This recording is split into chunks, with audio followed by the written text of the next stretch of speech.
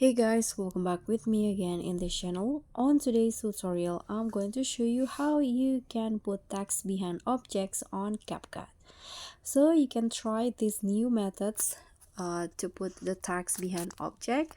First, you can add your videos and duplicate it like this and make one of the video as overlay. I'm going to click on the first one and click on overlay. So now the video will look like this, and you can just go back and write the text that you want. I'm going to just write text behind objects. You can choose the styles and font that you like. So after this, you can click on the check icon and let's resize the text.